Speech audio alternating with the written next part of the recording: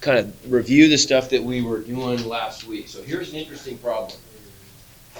So it's a piecewise function, so we can kind of go back and revisit that a little bit, get a little additional practice.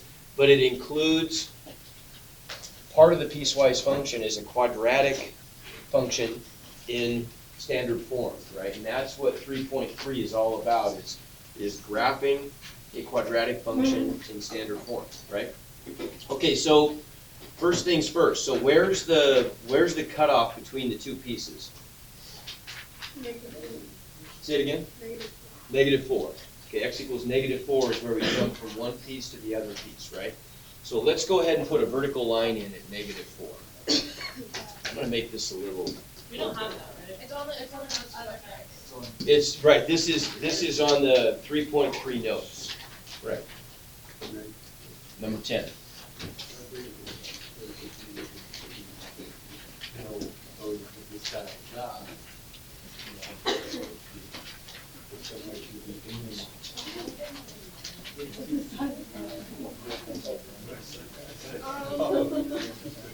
Mine only has one page. Is it supposed to be one-sided?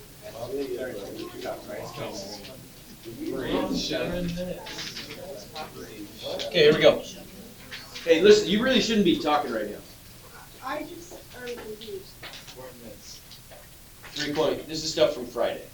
Oh. 3.3. This isn't anything new. This is, I'm reviewing some stuff from Friday, or from Thursday. Okay, so there's our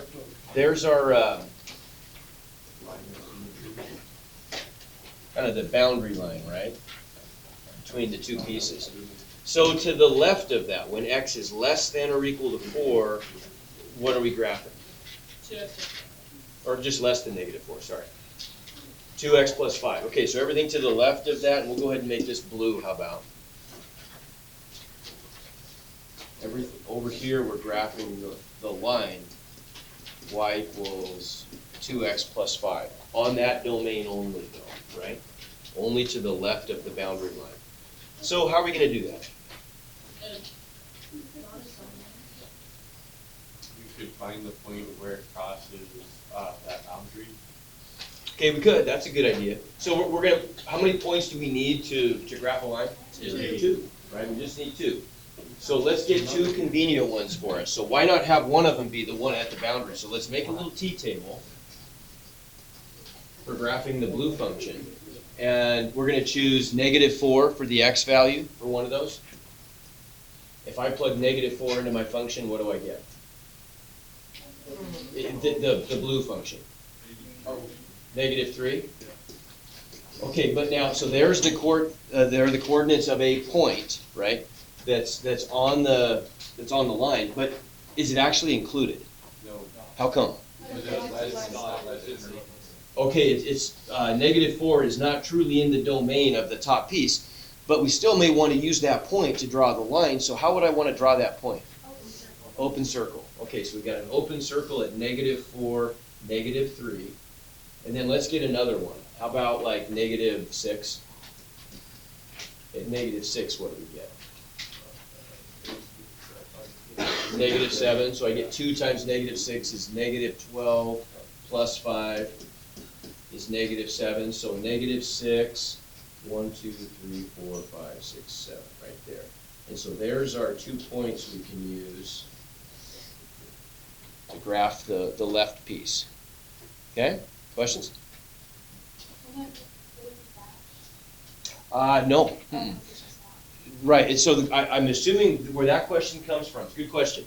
Would it be dashed? And that's coming from the fact that this is a less than, right? Okay, but that's only the domain. It's not the actual function, right? We're not graphing the function x is less than -4. That's just telling us where we graph the line y equals 2x plus 5. So what that corresponds to, that less than part, doesn't correspond to a dashed line. What it truly corresponds to is what? Well, you tell me. The open endpoint, right? That's the only thing. That's the only The only thing we have to do differently, because the domain is x is less than -4 and not x is less than or equal to -4, is that that endpoint has to be open. Okay? Questions? Okay, so what about the other piece then? Let's do this other piece in, how about in red? So this is going to be everything to the right of the boundary line, but we're actually also including the point at x equals -4. So over here, we've got the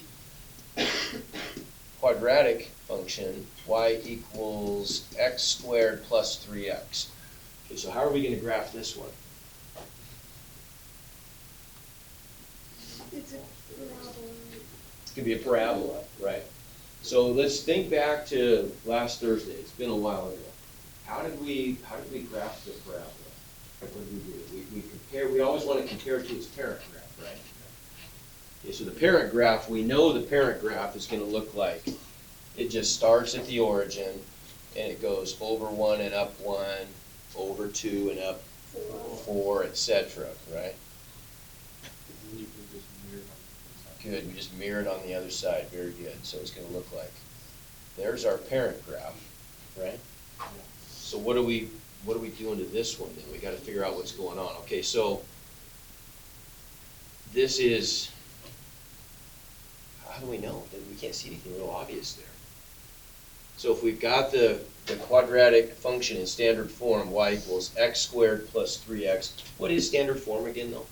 Y equals, okay, it's, okay, ax squared plus bx.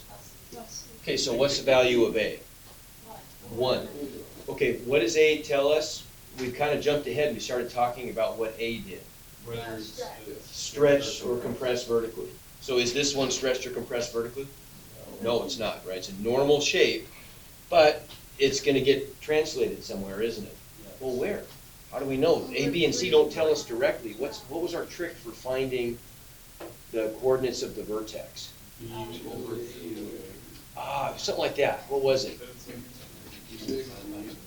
So H equals negative B over 2A. There we go. So if I plug that stuff in then, B is, you told me B was 3, right? So I'm going to get negative 3 over 2 times 1. So I get negative 3/2. Everybody agree? So that's what we could call H, right? That's the x coordinate of the vertex. How do I find K? Plug it in, right? Because I've got a function here, don't I? I've got the function y equals x squared plus 3x. Well, another way of writing that would be to call it f of x if I wanted, right? If I want to write it using function notation. So f of x equals x squared plus 3x. If I want to find the y coordinate of the vertex, well, that's the job of a function, to tell me the output or the y value when I feed it the input or the x value, right? So k is always just going to equal f of h, right? And so if I plug h into the function, h is negative 3/2. Well, instead of an x, I'm going to get a negative 3/2 squared plus 3 times negative 3/2, and that's just going to give us my y coordinate, correct? Yes, sir. Where did K come from? The h and k, remember we at the very end on Thursday, and this was kind of at the end, we decided it was a smart thing to call the x and y coordinates of the vertex h and k, right? Remember talking about that? And here's our thinking on that. Where does the vertex always starts off for our parent graph at 0, 0, right? So h was the amount of the horizontal translation and k was the amount of the vertical translation when we did our transformations, correct? Okay.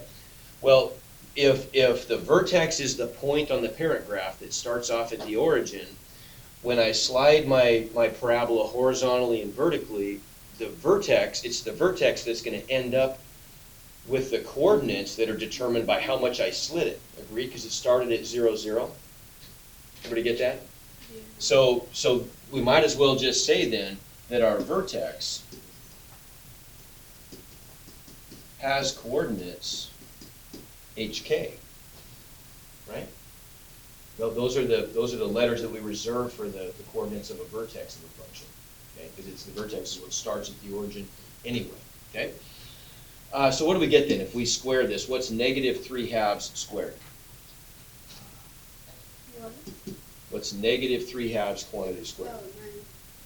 9, 9 over 2. 4, right? I gotta square the top and square the bottom. So I get 9/4 plus, and then 3 times negative 3/2 would be what? Okay, I get negative 9 over 2, so minus 9/2. What's 9/4 minus 9/2?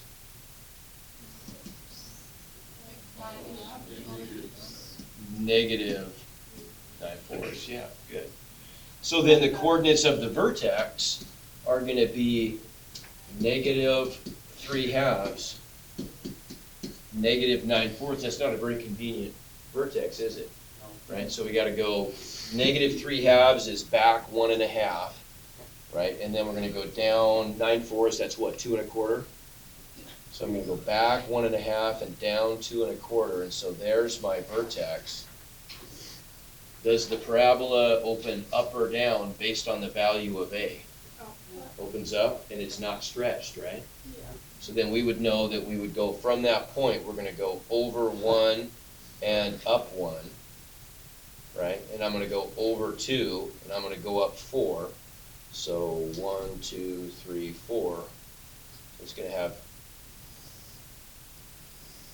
kind of that look, except I do know that when I get back to negative 4, that's where it ends, right? I can only graph that parabola in its domain. So we might actually want to go back and ask ourselves, what is the value of that parabola going to be at negative 4? So what do we get? If we plug in f of negative 4, we're going to get negative 4 squared plus 3 times negative 4. What's that give us? 16 minus 12 is 4, okay? So we know that if I were to graph this thing correctly, which I probably didn't do, not even close, let's try that again. Oh my goodness.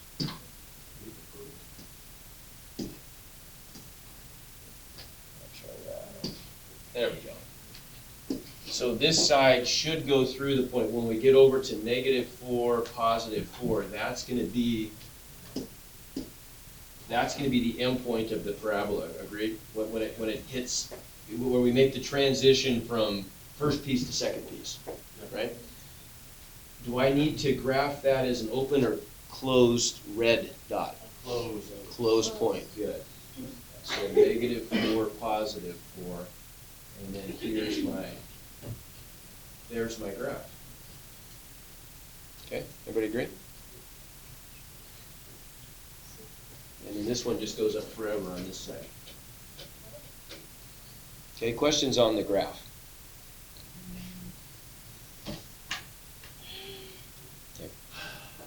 Okay. Does the piecewise nature of the graph mess you up?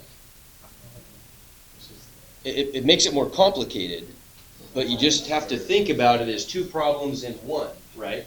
And you only get to graph each piece in the part where it's defined. Okay? Okay. So now, what about the domain and the range? This is kind of a weird one to do, domain and range. So the domain's all reals, isn't it? Agreed? Because there's no place on the where I couldn't put my pen down. There's no x value where I couldn't put my pen down on the board, right? Mm-hmm. Okay? So the domain's all reals. And then why? What about the range, though? Is it? Yeah, there's a little gap. There is a little gap, you're right. Is it y is greater than or equal to -2, or y is less than -2? Okay, good. It's not -2, though. What's the y value there? Negative 2 1/4. Negative 2 1/4, so it's negative 9/4, right? And in fact, that negative 9/4, here it shows up right here, doesn't it? Right? The y coordinate of the vertex is always going to be either the least or the greatest value graphed on the parabola, right? Depends if it's a minimum or a maximum. Everybody agree? Yep. If the parabola opens up, then the vertex is a minimum, And guaranteed, the domain of the parabola is gonna be y is greater than or equal to k every time, right? If the parabola opens down, if a is negative, then the vertex becomes a maximum. And the range, did I say domain last time? Okay, I meant range. Then the range of the parabola is gonna be y is less than or equal to k, because k is the y coordinate of the vertex, right? Okay, so the red part on here is just gonna be y is greater than or equal to negative 9/4, and that just comes from y, whoops, what's bad y? Y is greater than or equal to k in this case. You see that? Because it's opening up. What about the blue part though? Because there is a gap there. Or y is less than. Y is less than negative 3. Is it or? It's gonna have to be or, isn't it? Yeah, it's gonna have to be or. Oh, it's I thought it was the or. And there is a little gap in there, isn't there? There are a few little y values between negative 3 and negative 2 1/4 that are not represented on our graph. Everything else is. Okay. What if, hypothetically, what if the end point of the blue graph was up here somewhere? What would the range be? All reals, because then they'd overlap, right? And it'd extend all the way up to positive infinity in the red graph and negative infinity on the blue graph. Okay, make sense? Okay, questions? We good on that? So I did give you, those are a little tougher, those piecewise functions. Those are gonna be paper and pencil problems. You'll notice on the 3.3 practice 2 one, you get a couple of those, right? You get 2 of those up at the top. And then the other thing I wanna look at, which we kinda talked about but never really did much with, was something like this. To me, this is a much easier problem than that piecewise one. I would say much easier, but easier, right? How many parabolas do I really have to graph here? One, right? And what does the inequality part of it do? Not much. We're just either gonna shade above the envelope or below the envelope, right? Yep. Okay? So for this one then, if we're gonna graph this one, what are the coordinates of the vertex? Or let's find, what are the values of A, B, and C? Let's start there. A is 1/2, B is negative 4, and C is 12. Okay, so let's find H and K. The x coordinate of the vertex, H, what's my formula? Negative, yeah, Good, negative B over 2A. And so if I plug in values, I get 4, negative, negative 4. so positive 4 over 2 times, 1/2. which is just 1, right? So I get H equals 4. Okay? What about K? How do I find K? Plug it in, good, plug in 4. So I get F of 4, which is 1/2 times 4 squared minus 4 times 4. And notice, this is, our pattern here is, what do we do when we evaluate a function? We open up a set of parentheses, everywhere we want to dump in a value, and then we dump that value and see what happens. Plus 12. So that gives us, what's 4 squared? Times 1/2. Minus 16 plus 12, so I get what, 20 minus 16, which is 4. So our vertex then has coordinates 4, 4. So we'll put that in the middle.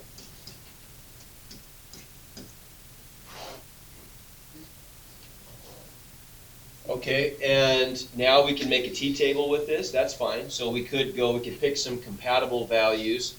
Let's see, would I want to pick an odd number, put in there? No, so what might be another good one to pick? 0. 0, okay. I could pick 0. 0 is a great one because it's so easy to graph. 0 what? 12.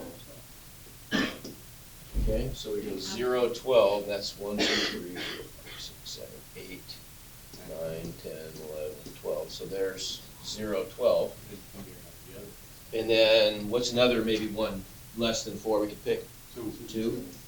If I pick 2, I'm going to get 1/2 times 4 is 2, right?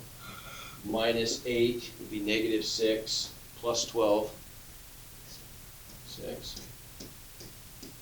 So 2, 6. Right? What else? I mean, the rest of them we could pretty much get for free, right? What if I take 6? 6. It's gotta be 6, right? Because if I'm going to the right by 2, we gotta have that symmetry, don't we? So we know that's gonna be there. And if I go over to 8, we know we gotta get 12, right? So it's gonna be clear up there. And so there are the points that define the parabola. Now, when I graph that parabola, by show of hands here, somebody raise your hand. Is there anything I gotta be careful about when I graph that parabola? I'm gonna guess yes, because you called it unspecific. Okay, ready? Okay, has to be dashed, how come? Okay, because it's an inequality. We're graphing the inequality y is less than this boundary, this parabolic boundary, right? So we're not including the parabolic boundary or the parabolic envelope or whatever you want to call it, right? So it's got to be dashed. That's kind of hard to do while you're graphing a parabola. Oh man, that's pretty good, wasn't it? I'm surprised, I rarely get them that well. Okay, so then if we're going to pick the values of of y, sorry, f of x same as y, right? We want the values of y that are greater than my parabola. Am I going to shade above or below the boundary? Above, yeah. And so it's just going to look like this. Oh, lines.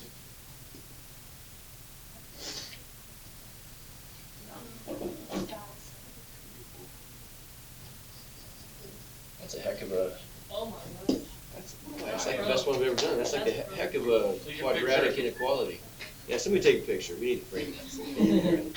Okay, so anyway, you get the idea? Okay, you get the idea? Okay, so the good news is section 3.4 is only designed to make 3.3 easier. It doesn't do anything new, nothing new. In fact, it's stuff we've already kind of talked about. All we're going to do now is we're just going to put these parabolas into vertex form, right? And we're not going to put them into vertex form yet. That's going to be next section down the road. But we're going to graph parabolas, quadratic functions in vertex form. But think what that means. If I'm going to graph a quadratic function that's in vertex form, how easy is that? If it's in vertex form, as we're about to remind ourselves, it's telling me the vertex directly, and it's telling me the value of a, right? Did I really need a t-table on this function? Before we jump ahead, I want you to tell me how I could have kind of reasoned my way through this without ever actually using a t-table. I didn't really need to plot any points because I knew where the vertex was, right? The vertex was at 4, 4. How could I have leveraged the fact that I knew a was 1/2 to get some points without even using a t-table? What do you think, Jim? Personally, I like to just plug in points distance from the origin. So if you did 2x, then you just plug in 2x and it's 2 away from the origin. Okay, I mean, I didn't totally follow that. That's not. I mean, I'm sure you meant something significant there that made sense. But I guarantee that's not where I'm trying to go with this anyway. So see if somebody can go. See if you can tell me how could you take advantage of what a is equal to. What does a do again to any function? Compresses or stretches it vertically, right? It's the vertical dilation factor. So if the vertical dilation factor is 1/2, think what that does. That's multiplying the distance of any point on the parent graph, the vertical distance from the vertex, right? So all we'd have to do is just multiply the regular y distances from the vertex by 1/2 to get the transform distances, right? So what would be a convenient one then? Well, if we go to the right by 1, we go up by how far? By 1, but we have to multiply that by 1/2 because of our dilation factor. So in this case, we'd go to the right 1 and up 1 times 1/2. We'd go up 1/2. Well, what do you know? That works pretty well. So I get those 2 points, right? Normally, if I go to the right by 2, I go up by how much? No, by 4 in a regular parent graph. I go to the right by 2 on just the regular parent graph, y equals x squared. I go up by 2 squared, I go up by 4, right? But this time I'm going to go up by how much then? By 2. Because I'm going to multiply that normal vertical distance by 1/2, because that's what that dilation factor does. 1/2 means I've compressed everything by a factor of 1/2, correct? And so I'd go to the right by 2 and up by 2. What do you know? So I didn't really even need to make that t-table. I could have just, once I locate the vertex, I could have drawn the parabola based on that vertical dilation factor. I could have chosen some points and either stretched them vertically or compressed them vertically from the vertex by that amount, right? By that factor, okay? So hold that thought. Now when we move into the next section then, there's nothing new here, right? This is all stuff we've actually already talked about. And so this is going to be kind of a nothing burger here, this section. It's only going to be, this is a lot easier than 3-3. You have to do less stuff to get these graphs. So the vertex form of a quadratic equation, can you tell me what that is? Or it should be quadratic function, I guess. Equation. Isn't it just negative b over 2? Easier than that. You're making it too hard. There's not. No, it's like, it's the HK one. Yeah, it's HK and A. Yeah, it's So- absolute value. A times, but we're doing quadratic. It's not absolute value anymore. Now it's squared, right? Right.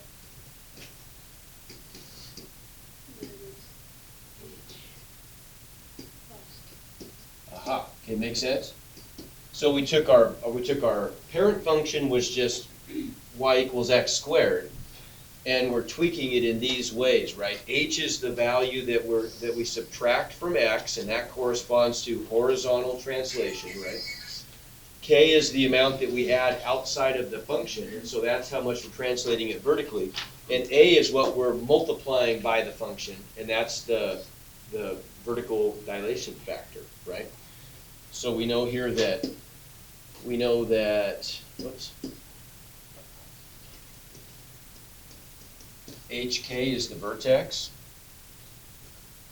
What's the equation of the axis of symmetry?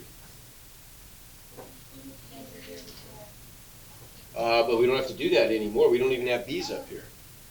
So what is it here? X equals what? So simple. No, What's the B? yeah, but you're trying to say it. I know what you're thinking. Is vertex, What's the axis of symmetry is the vertical line through the vertex, right? right, but. So X equals what? Y. H, Oh. right? Why was that so? Isn't it? Right? Think about that. It's the axis of symmetry is the vertical line through the vertex. How do you name a vertical line? You name a vertical line by the x coordinates of every point on that line. Agreed? What are the x coordinates of every point on the vertical line through the vertex? X equals h, right? What determines the width and direction of the parabola? Width is a bad choice of words there. Should be the height. Is it A? There you go. So smart. Okay? All right, we'll pick this up. We'll finish this up tomorrow. I'll put some, obviously, due dates are later in the week on all this stuff. Elsie McKay and Macy Lantis to the attendance office, please. Elsie McKay and Macy